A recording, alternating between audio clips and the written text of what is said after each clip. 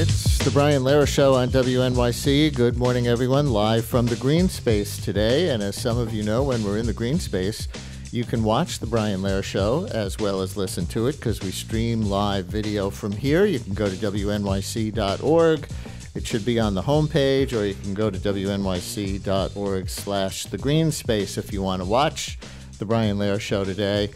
And of course, we have to start with the contrasting audio clips of Homeland Security Secretary Kirstjen Nielsen yesterday afternoon and the audio obtained by ProPublica inside one of the child separation centers near the Mexican border. If you haven't heard the ProPublica sound yet, brace yourselves because this is really hard to take. And if you understand Spanish, the words of the border control agent in this clip make it even harder. We'll translate afterwards. We've only pulled 35 seconds of a 7-minute audio tape of 10 children separated from their parents or guardians and clearly distraught.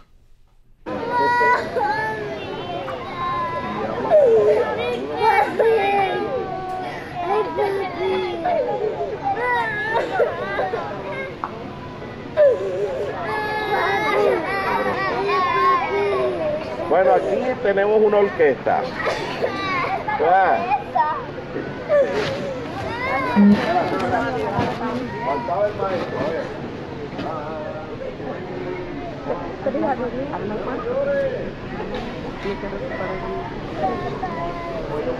me quiero parar en mi padre.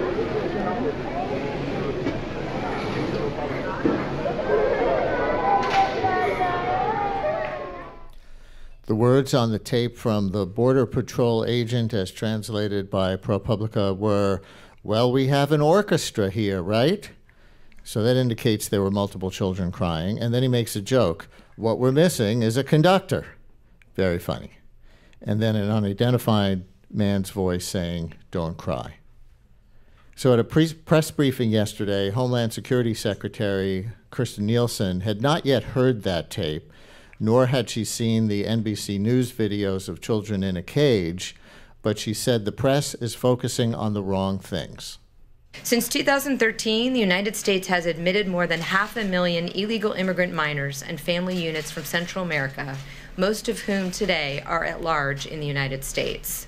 At the same time, large criminal organizations such as MS-13 have violated our borders and gained a deadly foothold within the United States. So that was consistent with what President Trump was saying earlier yesterday, what historian John Meacham on Morning Joe this morning called weaponizing immigration, portraying Mexican migrants not as family seeking a better life, but as enemy combatants. You see about child separation, you see what's going on there. But just remember, a country without borders is not a country at all. We need borders, we need security, we need safety, we have to take care of our people. You take a look at the death and destruction that's been caused by people coming into this country without going through a process. So let's start there with our first guest today, Catherine Rampell, business and economics correspondent for the Washington Post. Hi, Catherine. Welcome back to WNYC and welcome to the Green Space. Good to be here. And listeners, I see some of you are calling in already. So on any side of that issue or anything else you might want to talk about with Catherine Rampell, and we're definitely going to go to tariffs, which is a big story today. There are big shocks on stock markets around the world this morning in response to the U.S. and China going back and forth in the way they've done the last few days. So we'll get to that and some other things. And it's all fair game on the phones. 212-433-WNYC, 212-433-9692, since there seems to be some pent-up demand to talk about the audio that we've played so far and that whole story. More calls coming in than usual before we even give out the number. Just want everybody else to have it. 212-433-WNYC, 433-9692. And Catherine, my God, that crying children tape, has the administration responded to it directly as far as you know? Not that I've seen. It's possible I've missed something, but I thought it was very telling that Secretary Nielsen yesterday said she had not heard the audio, even though it had been everywhere for a while at that point. I think the press conference was at 5. And beyond that, she also claimed that she had not seen photos released by CBP, Customs and Border Patrol, I believe is the full name, which is under her purview.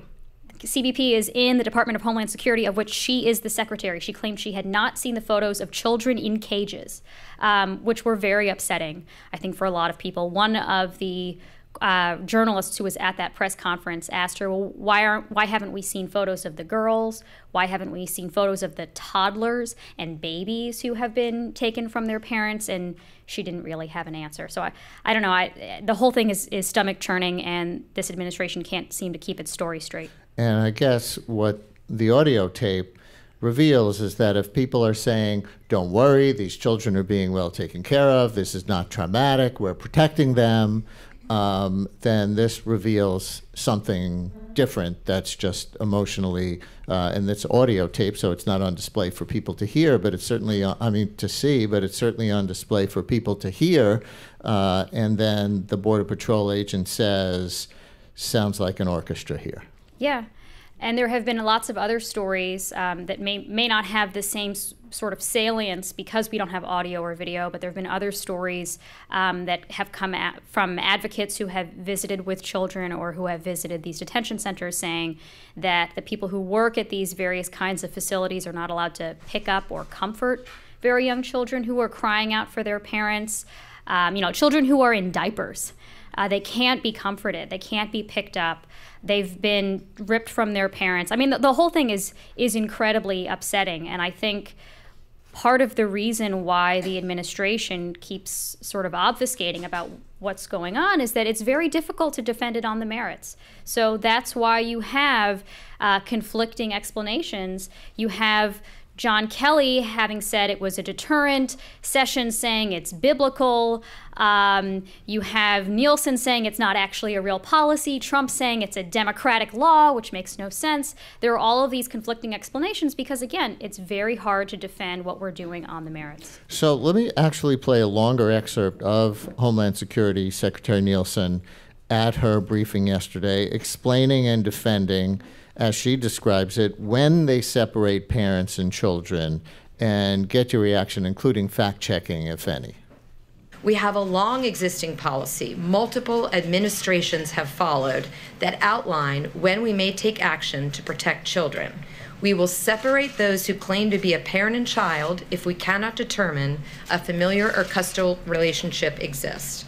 For example, if there's no documentation to confirm the claimed relationship between an adult and a child.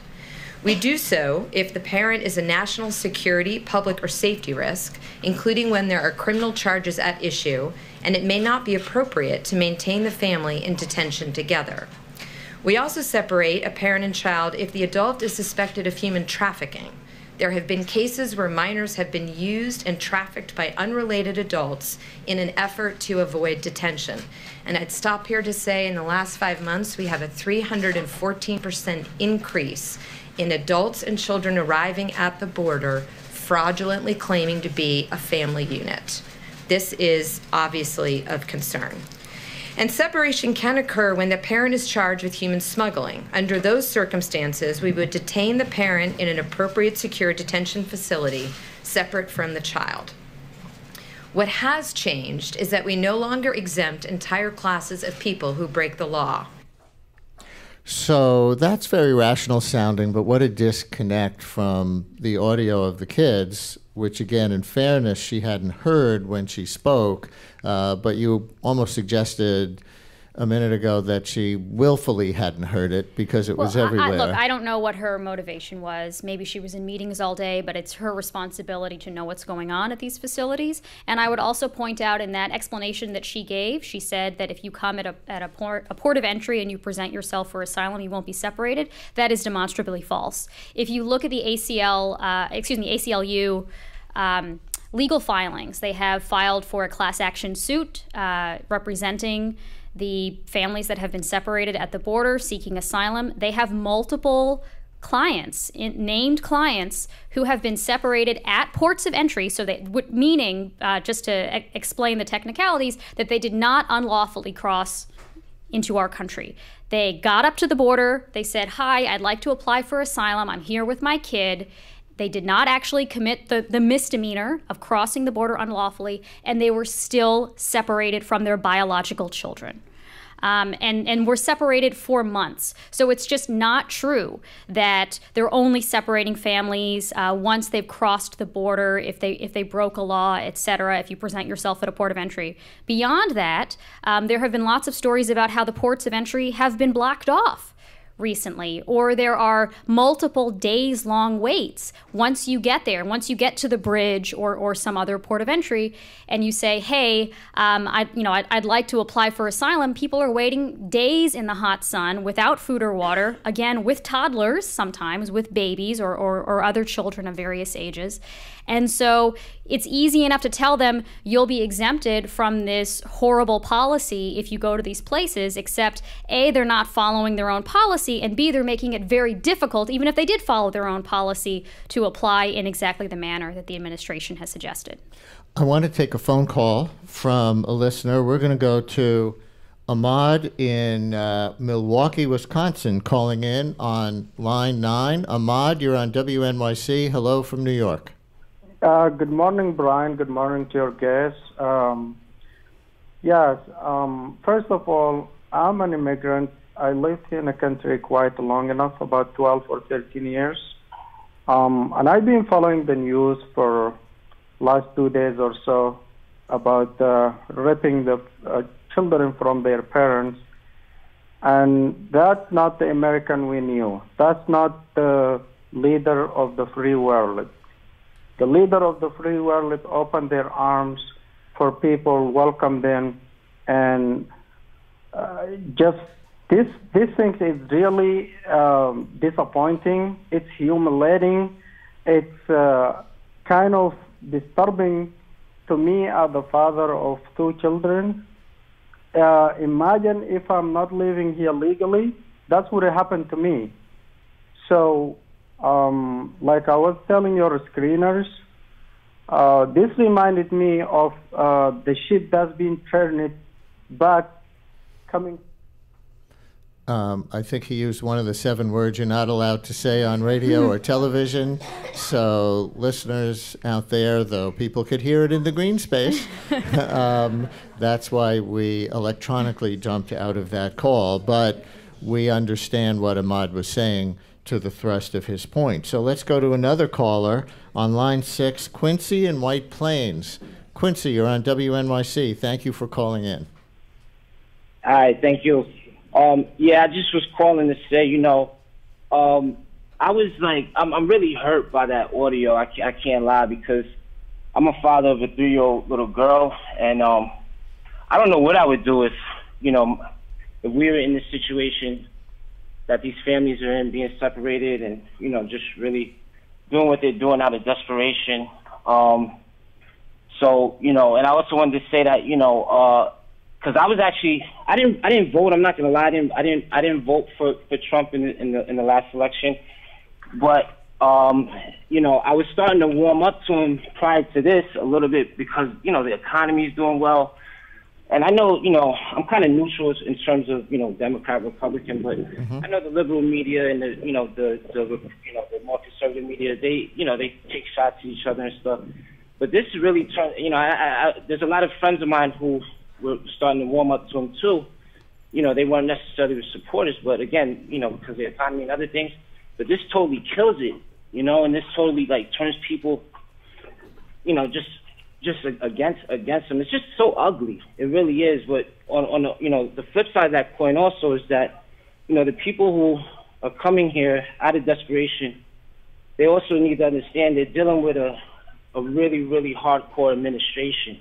And they got to understand before they leave their countries that, look, there's consequences to bringing your kids across those deserts or across those rivers, across those mountains and stuff, with coyotes and all types of, kind of seemingly unsavory characters and stuff like that. So I think on both sides, people, there needs to be more truth spoken, Quincy, especially in the liberal media. You know what I mean? Because you know, I mean, this is dangerous stuff that these, you know, I know they're coming out of desperation, but I mean, I mean, you know, again, I can't really say what I would do. I don't know what I would do, but Jesus, you're putting your kids through a lot, you know, and people just have to understand this administration is hardcore. Quincy, thank you so much for your call. Please call us again. Wow, Catherine, I mean, Jeff Sessions has said as much, that this is a policy of deterrence. The point is for the word to spread so that the kinds of people Quincy was referring to at the end of the call, the people who may be in desperate situations in Central American countries, know what the risks are, not only from the coyotes and other unsavory characters as he identified them, but also that this kind of separation or just not being allowed entry is going to happen. Yes, I think that is clearly an explicit part of this policy, although Secretary Nielsen claimed otherwise yesterday. A few hours later, Jeff Sessions went on TV on Fox News and said, yes, this is a deterrent. This is supposed to be, I mean, he didn't use these exact words, but this is supposed to be so painful, essentially, that people won't come here, no matter how desperate their situation is, no matter whether they're being politically prosecuted or hunted down by gangs or their children have been recruited into gangs, et cetera. And then to go back to Quincy's call, as he said, a hardcore administration, I guess the moral question becomes, okay, a country has a right to have borders and to defend its borders and to not let people just flow across the border except as determined by U.S. law. But what is the line morally that a country shouldn't cross in order to send that deterrent message? And I think that's really the point that people are debating right now. The Trump immigration policies in general are being hotly debated and have been for a year and a half, 2 years. Wow, it was June of 2015 that he started his campaign, right? So we are 3 years since he came down the steps of Trump Tower and started his presidential campaign by saying Mexico isn't sending their best, they're rapists, they're drug dealers. I assume some are nice people. Mm-hmm. So 3 years of this. But on the larger immigration policies, the debate goes on. On this, as a deterrent, there's a new moral question. Well, look, there are a few things to unpack here. One is that the numbers of illegal immigrants have been falling in the last, I don't know, basically since the Great Recession. They have been falling. But let me jump in on that because, since the Great Recession, I see you're talking about that long a period of time, 10 years. Mm-hmm. But the number of illegal crossings last year was apparently down even from what it had been the year before. And then this year it's back up. And that's one of the reasons they're doing this. And apparently Trump was really angry at Homeland Security Secretary Nielsen for allowing that to happen because the border is under her purview. Yes, but even so, we need to remember that it's not only, like, Trump likes to conflate all sorts of immigrants. Everybody's a member of MS-13 in his mind, it seems. But it's not just illegal immigrants that they're going after. We're talking about legal immigrants as well. And this administration and members of Congress, for that matter as well, have been trying their darndest to reduce numbers of legal immigrants too. And the people who are applying for asylum, again, many of them are trying to come here legally. So this idea that we're facing this overwhelming flow of illegal immigrants and they're just taking over our country, I think is incredibly misguided and misleading. And what you have going on is the administration, again, trying to conflate all these various groups, make people feel like they're in danger. As to the question of what is our moral obligation, I don't think anybody is arguing for open borders, despite what Secretary Nielsen said yesterday. She said, the only alternative to separating families is open borders. That's what the other side says. That's just not true. There are ways to have a secure border, to process people who are applying for asylum much more quickly than we currently do. I think there's something like a backlog of like 60,000 people, I don't know what the number is, who are currently applying for asylum. So we could devote more resources to that. There are plenty of ways to enforce the law without separating babies from their parents. You could keep, for that matter, you could keep families together in detention. This is what previous administrations had done, and that what this administration has decided not to do, even after parents have been released in many cases from jail. So let's say you have crossed the border unlawfully, and some people obviously do, and then try to apply for asylum. The parents go to jail. They're charged with a misdemeanor. Let's say they're convicted. There have been lots of cases, including, again, in this ACLU lawsuit, where the parents are released from jail and the kids have been sent off to some center thousands of miles away and they can't get them back. So there are a lot of ways that we could improve upon this system that do not constitute creating open borders that would fulfill the law. And, we can argue about where the line is in terms of our moral obligations to people who are in desperate situations. But I think it is clearly immoral to be taking babies that are breastfeeding from their mothers. Brian Lehrer on WNYC, live in the green space today. Our first guest, Washington Post columnist Catherine Rampell. And let's take a call on line 9 from Doc in Queens. Doc, you're on WNYC. Thank you for calling. Yes, thank you for having me. Yes, I was calling to throw a scenario to parents children being taken away from their parents, and that something came into my mind, a situation like when browns and blacks are being shut down in the street. That's being taken away from their children. To me, that's a similar scenario. Doc, thank you very much. I will point out, as I do, when callers tell the screeners one thing and go on the air and say something else, that he told our screeners he's a conservative Republican and supports the policy. I will point out, by the way, one of our earlier callers had said that he was disenchanted with Trump, that he had sort of been won over and then changed his mind because of this family separations policy. I'm not sure how representative he is. And well, maybe if he considers himself an independent, but there were 2 polls that came out yesterday that found that a majority of Republicans are in support of this policy. Right. Well, in fact, that was one of the other things I was going to bring up. 66% in the new Quinnipiac poll disapprove of the separation policy, including 70% of women. But 55% of Republicans do approve. And Trump's overall approval rating in the new Gallup poll has risen to the highest level of his presidency, 45%, which, by the way, and for those who see this president as such an outlier, this may be a shock, is right in line with other presidents' approval ratings at this point in their terms. So just after the 500-day mark, Barack Obama also 45%, Bill Clinton 44%.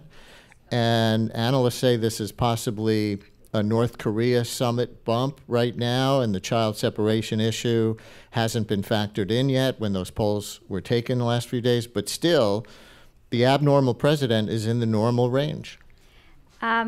Look, I think there are a few ways to explain this. One is the North Korea summit, which I'm not sure produced anything tangible, but I think people are maybe hopeful that there will be some progress that comes out of this. 2 is that the economy is doing well. I would point out that we're seeing basically a continuation of the exact same trends we saw for like the last 9 years in terms of the unemployment rate has been falling pretty much in a straight line.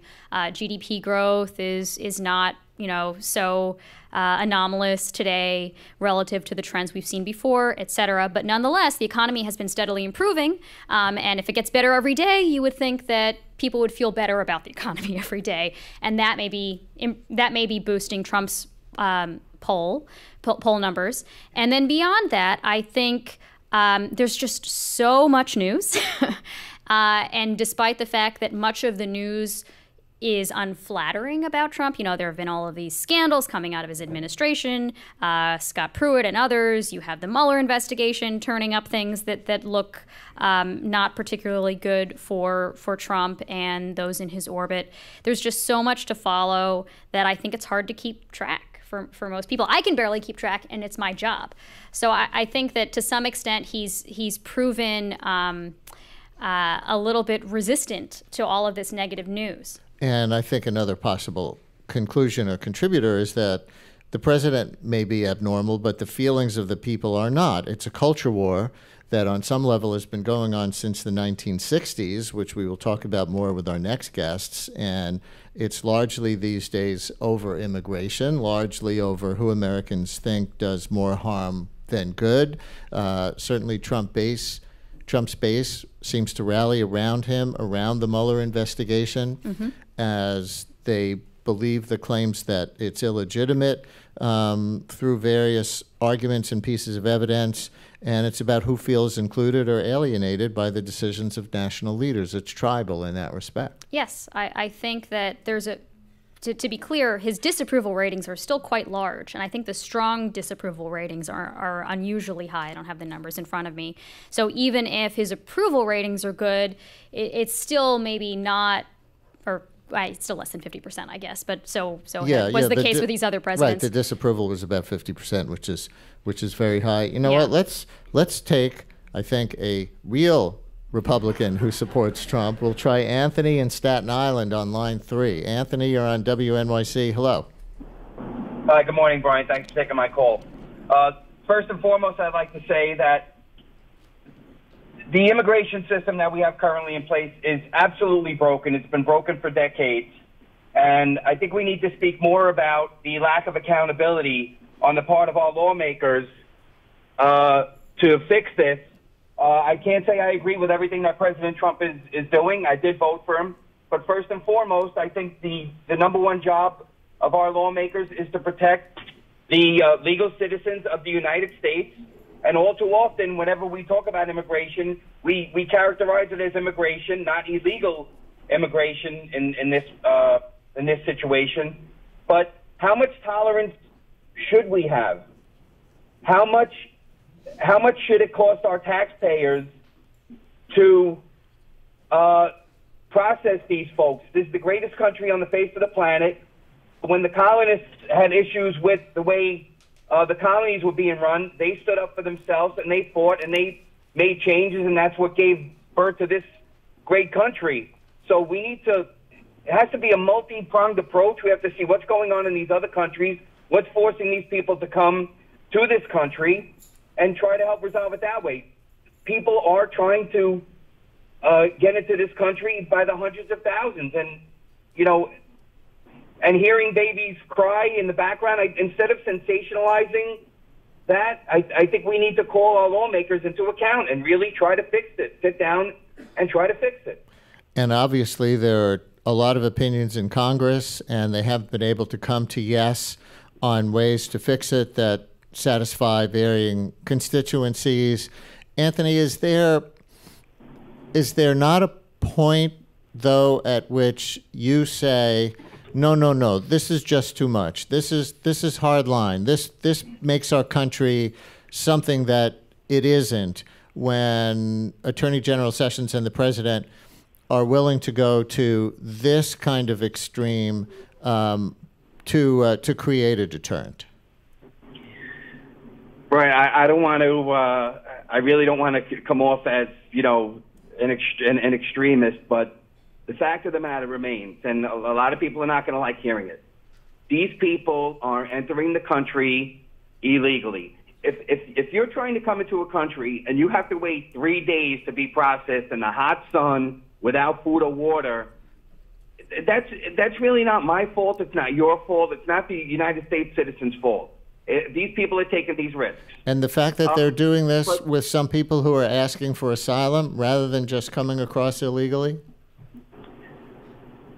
Brian, I've heard a lot of conflicting reports that there are criminals out there that are using children in order to get people across as a family unit when those people aren't even the parents of these children. It's really, the whole situation is disgusting. But to get back to your point, if you're crossing illegally, you are breaking the laws of the United States. It's a criminal act, and you're a criminal.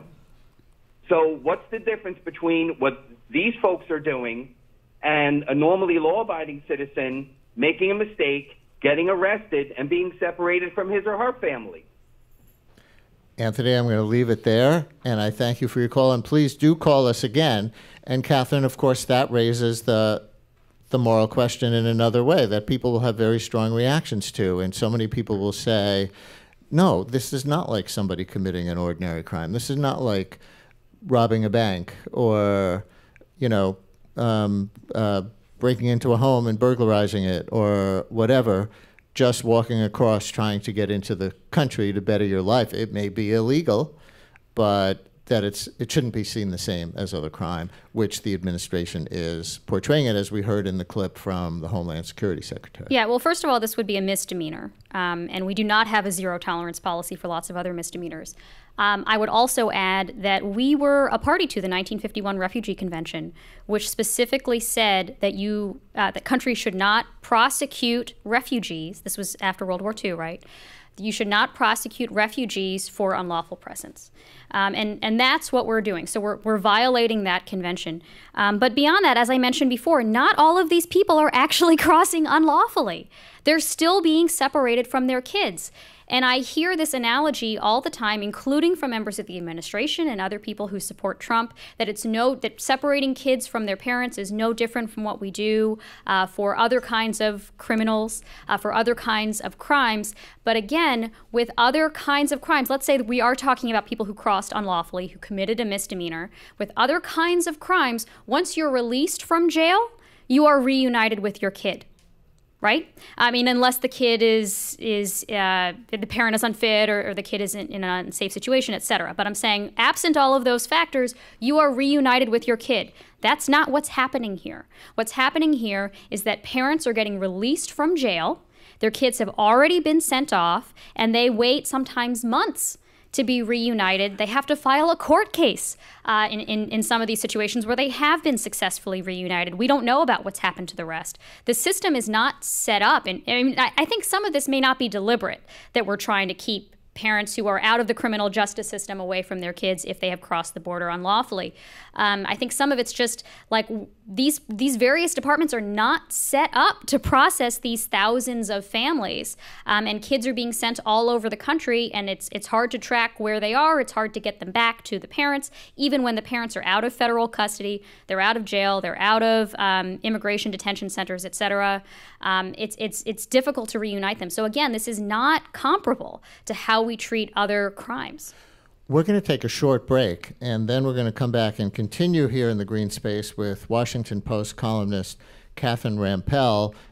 Some of you may know that she comes out of business reporting originally, and she's a business and economics as well as political columnist for the Washington Post. And we're going to turn to the other big story breaking this morning, which is stock markets in this country and around the world have been roiled this morning by the escalating trade war between the United States and China. So stay with us. We'll talk about that as we continue. Brian Lehrer Show, live from the green space today on WNYC.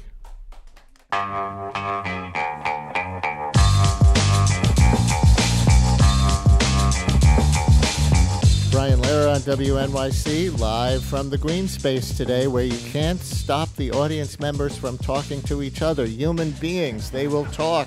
Catherine Rampell, Washington Post columnist, has stimulated them into conversation with each other. And those of you listening on the radio should know that you can also watch us when we're live in the green space. We are streaming live audio on the homepage, live video, I should say, on the homepage at WNYC.org. Also on the WNYC Facebook page. That's another place that you can see live green space streaming video of the Brian Lehrer Show today. Let's go on to tariffs, Catherine.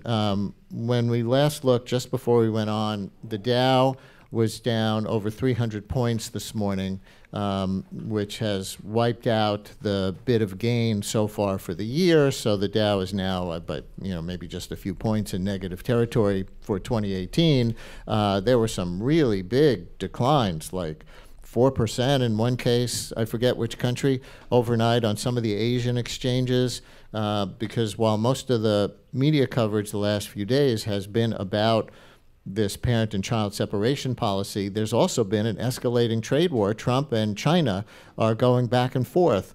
With your business and economics reporting background, give us some context about what's happening.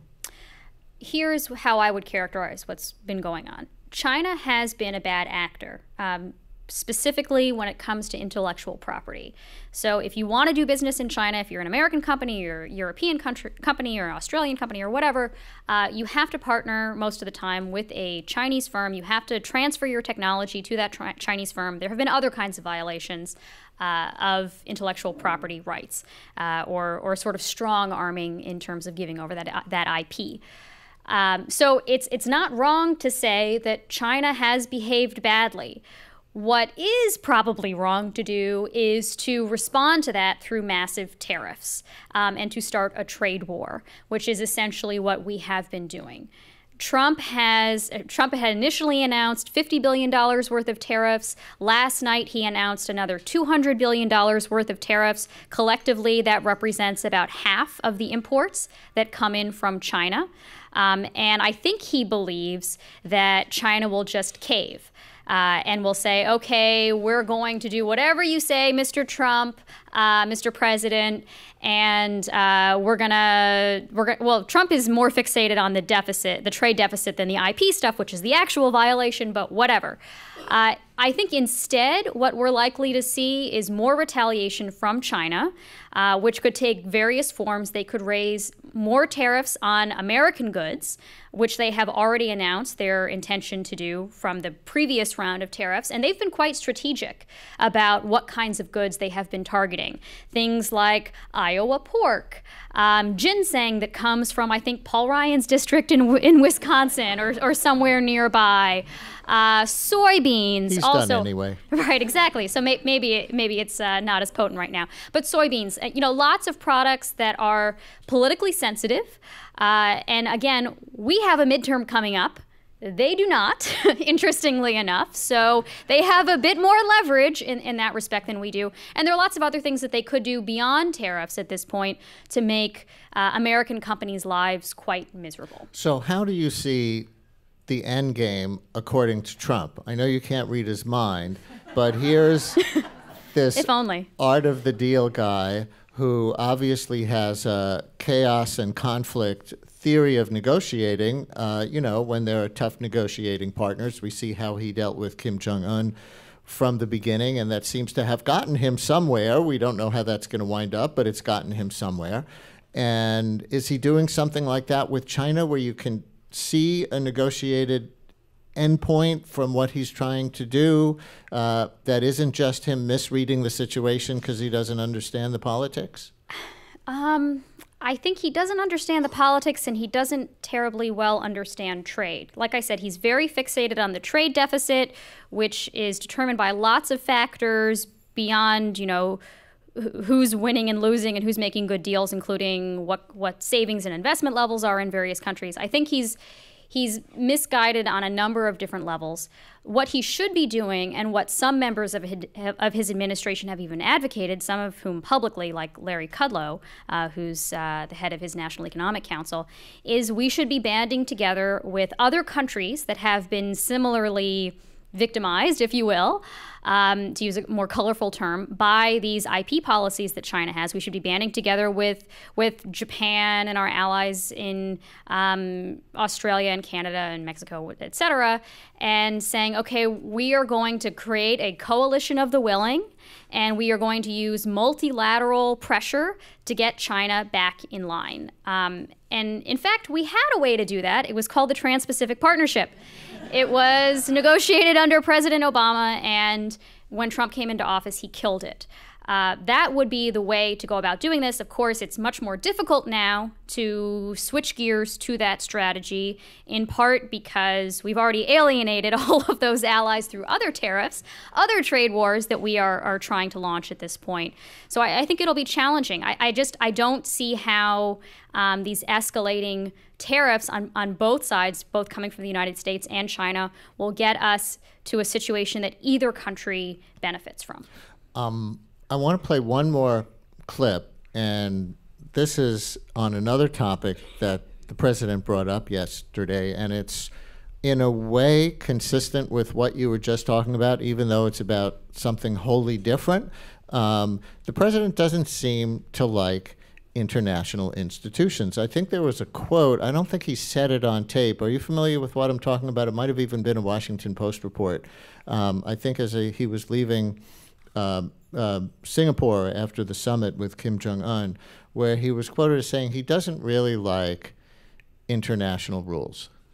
So whether it's trade agreements that are multinational or, you know, things that are more on the human rights side, whatever, he doesn't like the whole notion of international institutions. And maybe that somewhat plays into why he, in the middle of everything else that's going on, decided that he was going to propose this yesterday. Maybe some of you have heard it. Trump yesterday actually proposed a new branch of the United States military, the U.S. Space Force. The essence of the American character is to explore new horizons and to tame new frontiers. But our destiny beyond the earth is not only a matter of national identity, but a matter of national security. So important for our military, so important, and people don't talk about it. When it comes to defending America, it is not enough to merely have an American presence in space. We must have American dominance in space. So important. Very importantly, I'm hereby directing the Department of Defense and Pentagon to immediately begin the process necessary to establish a Space Force as the 6th branch of the armed forces. That's a big statement. We are going to have the Air Force and we are going to have the Space Force, separate but equal.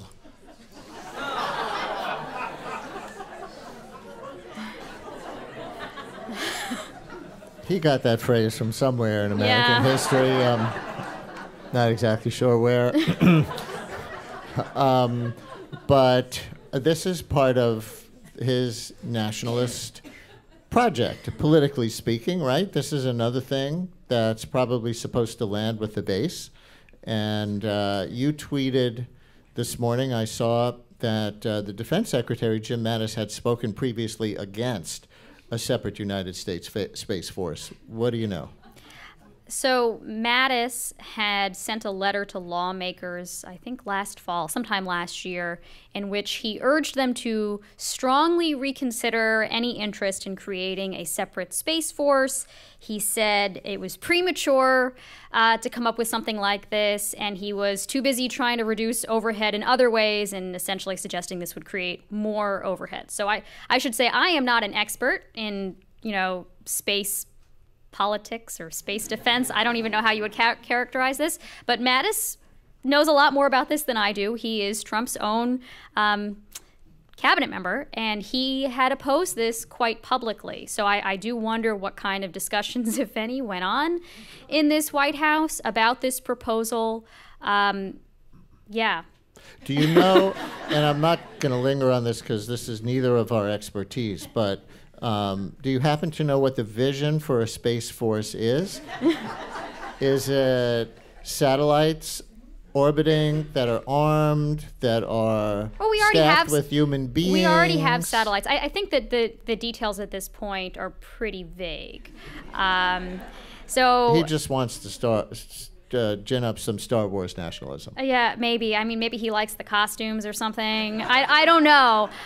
Look, not to minimize this, but I don't know exactly what the strategy is here. I think you're right that this is thematically a piece with some of these other kinds of policies that we're talking about that suggest that Trump is much more interested in going it alone than having multilateral alliances of any kind. That is true in his defense policy, it's true in his trade policy, and various other kinds of arenas in which we would probably benefit from teaming up with allies as we have in the past. He did say he wants to protect the country from aliens. So. Did he? I missed that. Well, which kind of aliens, I think, is the question. I think we have one question here in the green space ready to go. Who is that? Hi. Hi, Brian. My name's Tav. I'm from Manhattan, but I lived in California for many years, and I worked with many of the immigrant community that have been demonized recently. I worked with many people from Mexico, Central America, and South America, and I would just like to defend them by saying that they are the most upstanding, family value, church-going people I've ever had the pleasure of knowing. Many of them I consider my very best friends. My question from a business standpoint is that President Obama was trying to get away from privatized prisons. The Republicans and Donald Trump took many contributions from that industry.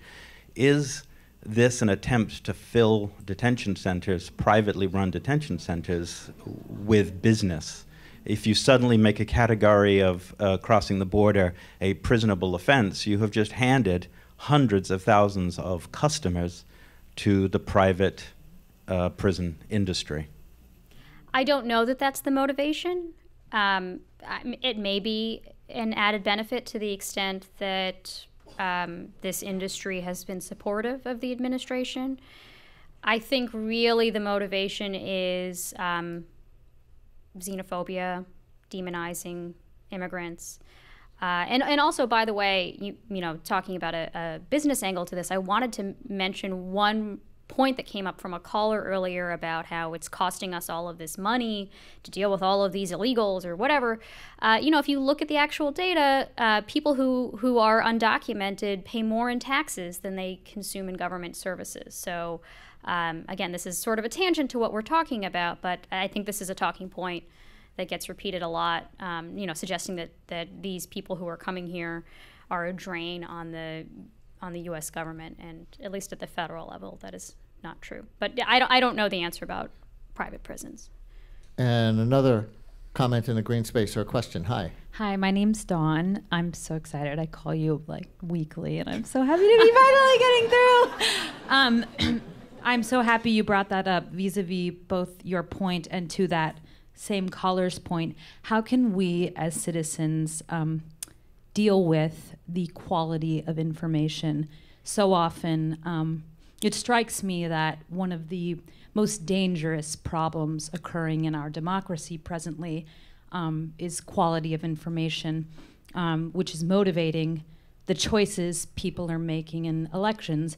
In my own family, extended family, I deal with this problem, just false, just unequivocally false information.